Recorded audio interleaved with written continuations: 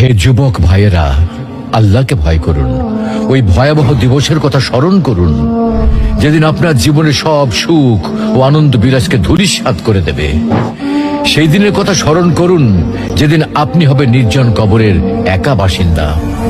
সেদিনের কথা স্মরণ করুন যেদিন আপনার সন্তান সন্ততি, স্ত্রী, পরিবার, আত্মীয় স্বজন, পাড়া প্রতিবেশী, ধন সম্পদ, বন্ধু বান্ধব সবকিছু থেকে আপনি বিচ্ছিন্ন হয়ে যাবেন।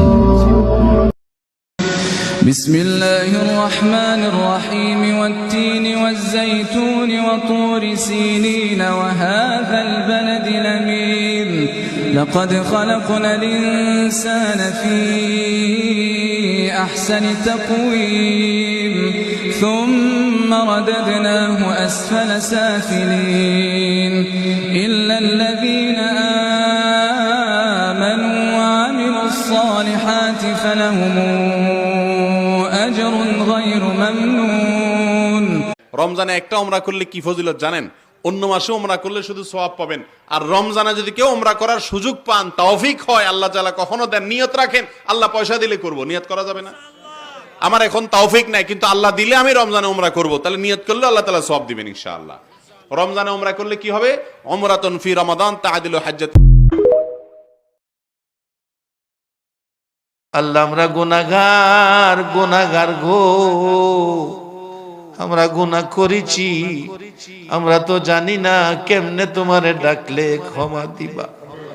শুনেছি শেষ রাত্রে গাছের ডালে ডালে পাখিরা মধুর কণ্ঠে তোমারে ডাকে রে আল্লাহ। মানুষ মরে যায়, আমরা তাকে কাফনের কাপড় পরাই ধোয়ানোর পর। আর আমরা যারা হজে যায় দেখবেন তারা নিজেকে নিজে গোসল দেয়, নিজেকে কাপড় পরায়, তার মানে বলে আল্লাহ আমি মরে গেছি, কাপড় পরে চলে এসেছি, বাকি যদি কিছুদিন থাকি এটা আমার বোনাস হায়াত। আসল হায়াত তো শেষ। যেই দিন ওই কাফনের কাপড় পরেছিলাম ওই দিনই আমাদের হায়াত শেষ। এই হায়াতে যেন আমি উল্টা পাল্টা কিছু না করি। কত কঠিন সিদ্ধান্ত নিয়েছেন, বুঝেছেন আপনি?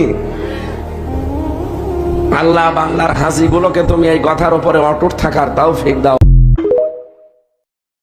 মানুষ মরে যায়, আমরা তাকে কাফনের কাপড় পরাই ধোয়ানোর পর।